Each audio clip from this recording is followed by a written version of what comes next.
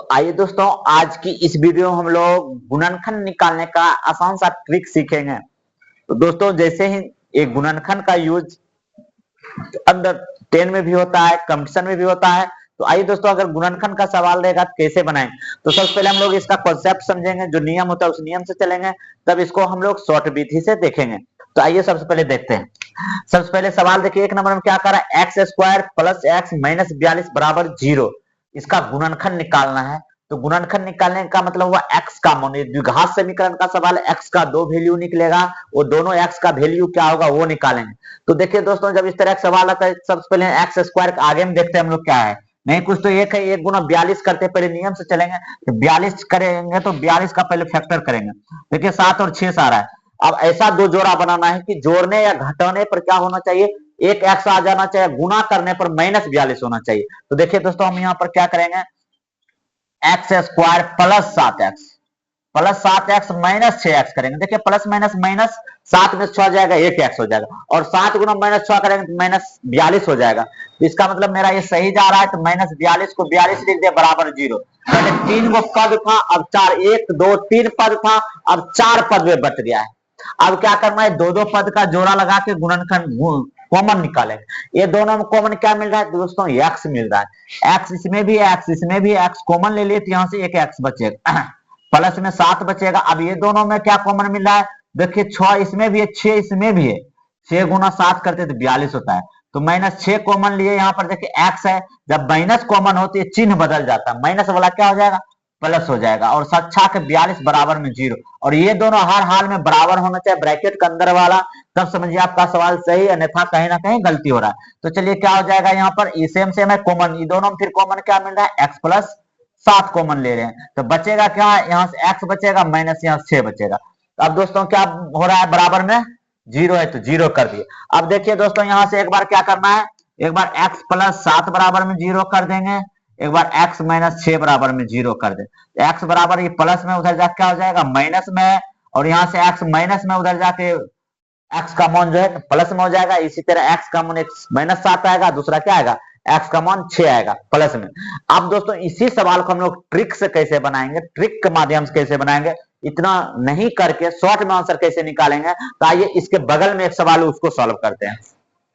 अगर फैक्टर करेंगे, अगर हम इसी विधि से बनाएंगे तो 72 का टुकड़ा करेंगे, ऐसा टुकड़ा करेंगे गुना करने पर 72 हो जाए, जोड़ने या घटाने पर 17 हो जाए। तो देखिए 9 8 है 72, 9 और 8 को जोड़ेंगे तो क्या हो जाएगा, 17 हो जाएगा। तो चलिए हम पहले इसी को बताते हैं। इस विधि से आगे हम लोग नियम से चले, एक्स का मान एक माइनस 7 आया, दूसरा एक्स का मान क्या आया, 6 आया प्लस में।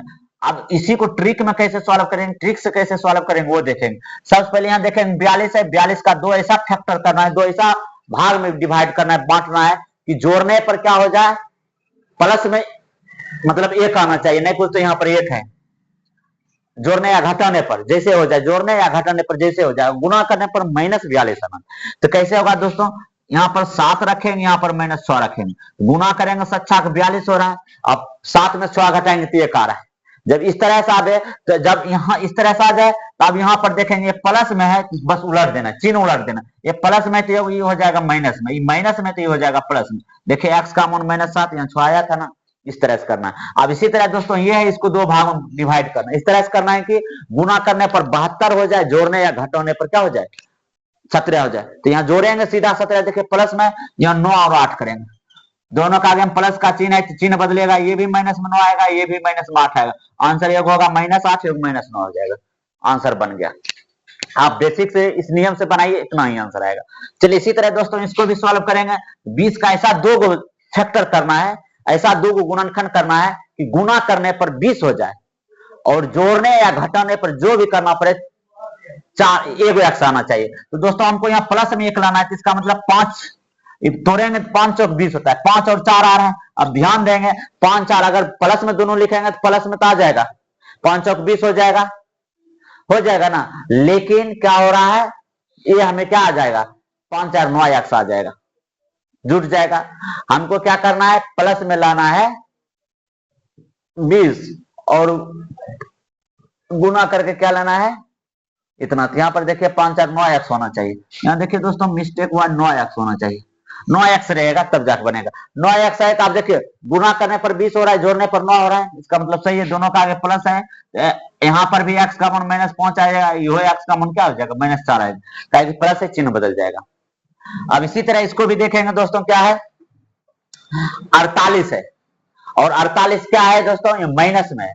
अब हमको इसको 48 है, गुना करने पर -48 होना चाहिए, और जोड़ने पर प्लस में हमको 13 होना चाहिए। कैसा करेंगे, 48 का 2 ऐसा चक्कर करना है, जो इस तरह से 2 भाग में बांटना है कि गुना करने पर -48 हो जाना चाहिए, जोड़ने पर 13 होना चाहिए।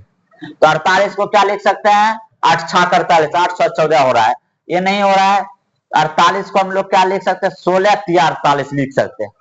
देखिए यहाँ पर आ रहा है 16 3 48, अगर 16 में 3 जोड़ेंगे तो क्या हो जाएगा, हमको माइनस में भी लाना है 48, ये प्लस में रहेगा दिक्कत हो जाएगा, तो इसमें हम माइनस लगा देंगे, क्या कि 16 3 48 माइनस आ जाएगा, और ये भी देखिए 16 में 3 जाएगा 13 आ जाएगा, इस तरह से हो गया। तो आप देखिए इसके आगे प्लस है, इसके आगे माइनस है, ये प्लस है तो माइनस हो जाएगा, माइनस है तो क्या हो जाएगा प्लस, एगो आंसर ये होगा, एगो आंसर ये होगा, एगो -16 होगा, एगो +3 होगा। इसी तरह दोस्तों इसको भी सॉल्व करेंगे, 6 को इस तरह से बांटेंगे कि गुना करने पर 6, जोड़ने पर 5, 2 3 6, 2 और 3 आ रहा है, दोनों प्लस में आ रहा है, तो दोनों दोनों माइनस में आंसर आएगा।